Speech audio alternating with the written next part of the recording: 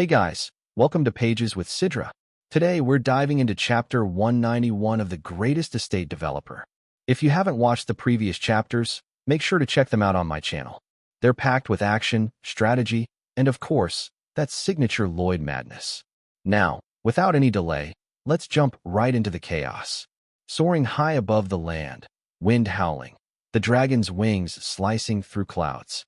On the back of a massive dragon, we see three figures braving the skies: Lloyd, Javier, and the newly recruited Hell Knight, Gleximus. With disbelief still etched on his face, Gleximus mutters under his breath. A job offer, for 10 million gold a month. Only 4 working days a week, and just 2 patrol rounds per day? Is that really all I have to do? Lloyd responds casually, flashing that confident, mischievous smile. Yep, you've seen the contract. No mistakes there. But don't forget the final clause. He leans in with a glint in his eyes. Good communication. His tone softens, but a hint of danger lingers. Please remember that part. Gleximus's mind starts to whirl. Good communication? If violated, Lloyd Frontera will be upset and go silent. He gulps. It doesn't sound too scary, but is this really okay? He casts a wary glance downward. The King of Hell. He's coming to the human world soon. If he finds me here, I'm finished. I've got to find a way to escape before that happens. Lloyd's voice cuts through his thoughts like a blade. Hey, by the way, I've got a few questions. Startled, Gleximus turns. Huh? What is it? Lloyd, smiling too sweetly, asks.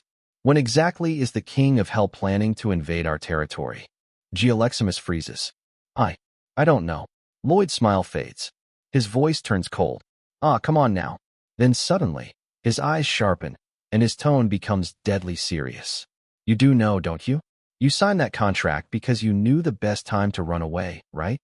Gleximus's heart pounds as Lloyd's expression grows colder. Come on, tell me, when and how are they going to appear? Sweat drips down his armored brow. His voice trembles. I said I don't know.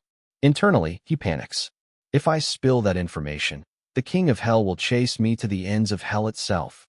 Lloyd sighs deeply, turning his back. Communication really is hard. Suddenly, Javier stands up. No words, just presence. A blade gleams in his hand. Gleximus's eyes widen in terror. Whoa, what's going on? What's with the sword? Your employee's lost his mind. Say something. But Lloyd doesn't respond. Doesn't even glance back. Gleximus's thoughts spiral. That clause, that communication clause. This is what it meant. Panicked, he blurts out. The solar eclipse. They'll offer a sacrifice during the eclipse. Lloyd pauses, then turns around, smiling like a fox who's just caught the rabbit.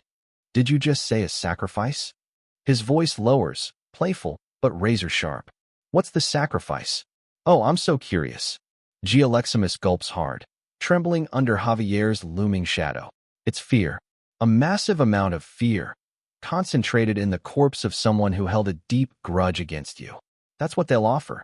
And with it, the King of Hell will manifest in this world. Lloyd's eyes glint with victory. I've got a clue now. He grins. All right, let's communicate just a little more. Gleximus silently screams inside. Damn it. I think I signed a deal with a literal demon. Lloyd's inner thoughts.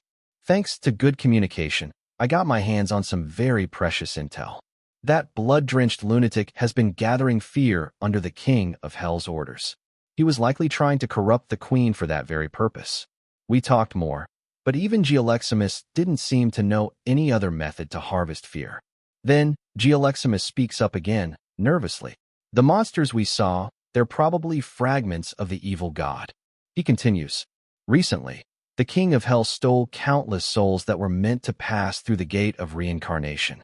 If those souls get absorbed by the ancient evil god's flesh at the bottom of hell, that's how those monsters are created. Lloyd narrows his eyes. They're preparing stronger forces. He asks, how many are coming? Gleximus quickly answers, I don't know. It's not like the King of Hell gives me progress reports. But as Javier raises his sword again, Gleximus panics. But I do know a weakness. Lloyd, thinking tactically. We've gathered enough intel.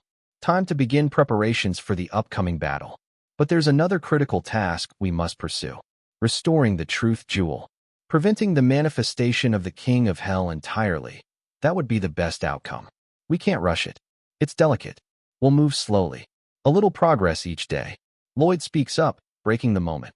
All right, let's call it here for today. But Javier furrows his brow. Something feels odd. Lloyd turns, curious. What is it? Javier's voice is calm, but thoughtful. It's about Gleximus. We got the info through intimidation, but you still insisted on getting a contract signed. What? Lloyd answers without hesitation. Intimidation? What are you talking about? He grins. That was just communication. Javier falls silent. But in his mind, a question lingers. Was the contract just Lloyd's last thread of conscience? Or was it a form of liability protection? He's still hard to read. Lloyd, as cheery as ever, exclaims. Anyway, let's go get some holy water. Scene opens, calm, a little awkward tension in the air. Inside a quiet chamber lit with gentle light, two very unlikely companions sit side by side. On one side, the mighty Hell Knight Gleximus. On the other, the serene and dignified angel, Raphael. Neither speaks at first. They sit in silence. Awkward, stiff, uncertain. Finally, Raphael turns his head slightly and speaks, his voice gentle and formal. Hello there. I'm Raphael. I'm an angel. Gleximus quickly straightens his posture, responding in a flustered tone. Ah, yes. Gleximus here. Pleased to meet you. Raphael smiles as if recognizing an old memory. Oh, weren't you the one who replied to my letter about 300 years ago? Gleximus blinks, then chuckles nervously. Ah, yes, that's me. Sorry for the trouble back then. I, kinda ended up swearing a lot since I became a demon, but I didn't really mean it. Raphael lowers his head slightly, his voice apologetic. And I called you things like damned hellspawn and whatnot, didn't I? He lets out a soft sigh. That was just due to our opposing positions. We should be more understanding of each other. You've probably had it rough too. Being born into this world with no clue, suddenly told to do the work of a demon. And it's not like the pay is good either. Gleximus looks at him, surprised. Raphael, you too. He chuckles softly. I thought you'd be really stiff. But you're surprisingly kind. Huh. The tension melts. They both smile at each other, genuinely. And then, they fist bump. The angel and the demon, united by mutual suffering. Suddenly, the door swings open. Lloyd walks in, all smiles. You two seem to be getting along well. Raphael laughs lightly. Haha. Well, heaven and hell are just doing the jobs assigned to us. He shrugs. We're not really enemies, like people think. Lloyd nods, smiling knowingly. Exactly. And I also understand that this current conspiracy isn't the work of hell as a whole, but rather a personal and very selfish move by the king of hell himself. Raphael pauses, confused. Pardon? What do you mean by that? After Lloyd calmly lays out all the details, the corruption, the sacrifices, the twisted plans of the king of hell, Raphael's eyes widen in horror. I see. So the king of hell is preparing such atrocities. He clenches his fist.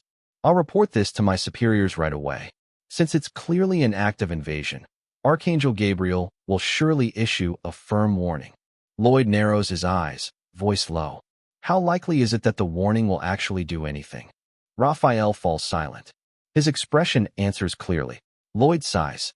So we shouldn't expect too much, huh? But Raphael straightens up, determined. I'll still do my absolute best. I like you, and this territory. I want to help in any way I can. Lloyd grins. Oh really? Then let me help you help us. He leans in slightly. Raphael, please shed some tears. It's the only way to weaken the fragments of the evil god. Raphael hesitates, then speaks softly. Indeed, if they're touched by an angel's tears, their power weakens. He sighs, regretful. But sorry, angels don't cry easily. In fact, I haven't seen a crying angel in thousands of years. Lloyd's smile stretches wider. Oh, that's not true. I can make an angel cry. Raphael blinks. Huh? How? Suddenly, without warning, Lloyd whips a handful of sand from his clenched fist straight into Raphael's eyes. Like this. Raphael lets out a loud, dramatic cry. Oh, I see. A surprise sand attack makes one cry. His eyes stream with tears as he continues wailing. I'm glad I could help. Lloyd, ever the opportunist, pulls out a vial and starts collecting the tears. Come on now. Stop squirming. You're spilling all your tears on the ground. Still crying, Raphael gasps. I'm sorry. I'm still inexperienced. Off to the side, Gleximus watches the bizarre scene in stunned silence. He thinks to himself, what the? He's totally tamed. Am I going to end up like him too? The realization hits him like a bolt. Lloyd Frontera might be more dangerous than even the king of hell. That's it for today's chapter recap. If you enjoyed the breakdown, don't forget to like, comment, and subscribe to stay updated with the latest manga, manhwa, and manhwa recaps. Got thoughts on today's episode? Drop them in the comments. I'd love to hear your take on the chaos, comedy, and cunning of Lloyd Frontera. See you in the next one, and until then, keep turning the pages.